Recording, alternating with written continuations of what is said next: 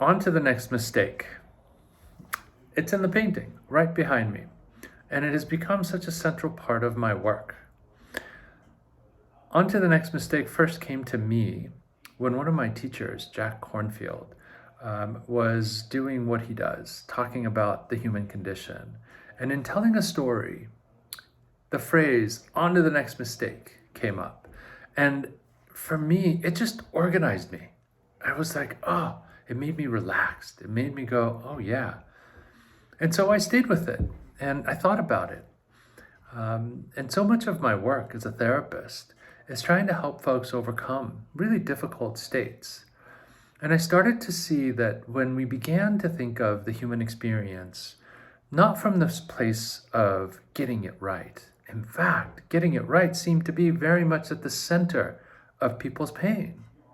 Whether it was trying to get it right, or they would fail at something, or getting it right, or the relationship would fail, or getting it right, or they'd be depressed again, or anxious, or back in the throes of addiction. It was something so relieving to beginning to think of ourselves as fallible, beginning to think of ourselves as human. And so what is on to the next mistake? Well, it suggests a process. It suggests a freedom of movement, of action, of engaging in our life.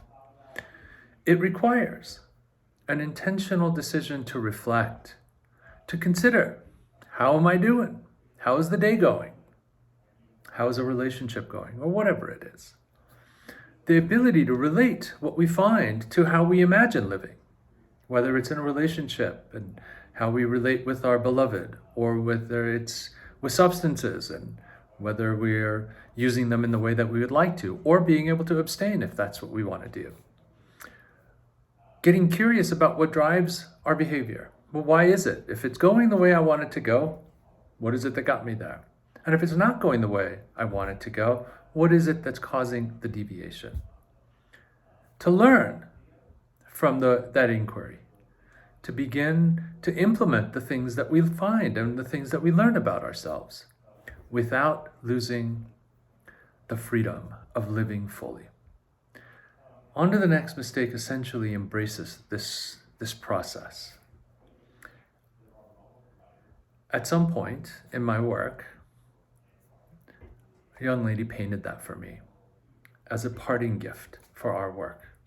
And ever since it's been on the wall in my clinic or in my office, it's incredible the ease that just happens when people see it.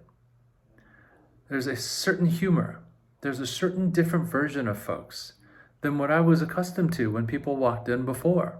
There was a seriousness, there was a melancholy, there was a defensiveness that was there. So there's something to this idea of human fallibility.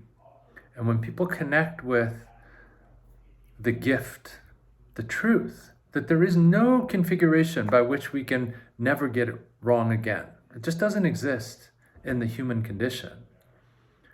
But the permission to be human, but thoughtfully, reflectively, learning. Doesn't say, keep making the same mistake, even though some of us need to make the same mistake a bunch of times.